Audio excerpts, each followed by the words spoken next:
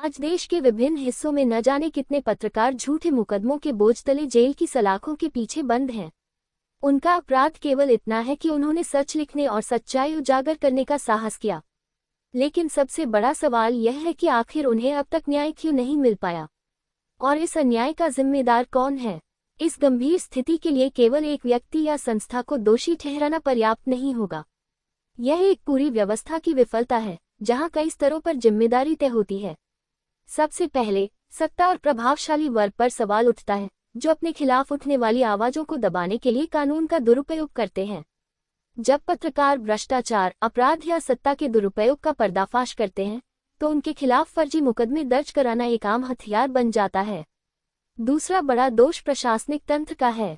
Police और स्थानीय प्रशासन कई बार निष्पक्षता से काम करने के बजाय दबाव में आकर पत्रकारों पर ही कार्रवाई कर देते हैं। इससे न केवल निर्दोष लोग फंसते हैं, बल्कि कानून पर जनता का भरोसा भी कमजोर होता है।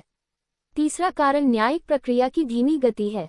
वर्षों तक मामलों का लंबित रहना, बार बार तारीखें पढ़ना और न्याय में देरी, ये सब मिलकर पीड़ित पत्रकार के लिए सजा के समान बन जाता है। न्याय में देरी न्याय से वंचित करने के बराबर है, ये कहावत आज भी उतनी ही सच्ची है। चौथा और सबसे महत्वपूर्ण कारण है पत्रकार सुरक्षा कानून का अभाव। जब तक पत्रकारों की सुरक्षा के लिए विशेष और सख्त कानून नहीं बनेगा, तब तक ऐसे मामलों में दोषियों के खिलाफ प्रभावी कार्रवाई संभव नहीं है। इसके अलावा मीडिया संस्थानों की चुप्पी भी इस समस्या को बढ़ाने में कम जिम्मेदार नहीं है। जब अपने ही साथियों के मुद्दों पर एकजुटता नहीं दिखाई जाती, तो उत्पीड़न करने वालों का मनोबल और बढ़ता है। अब समय आ गया है कि इस अन्याय के खिलाफ एक मजबूत और संगठित आवाज उठाई जाए। पत्रकारों की सुरक्षा, सम्मान और न्याय के लिए देशव्यापी आंदोलन की जरूरत है।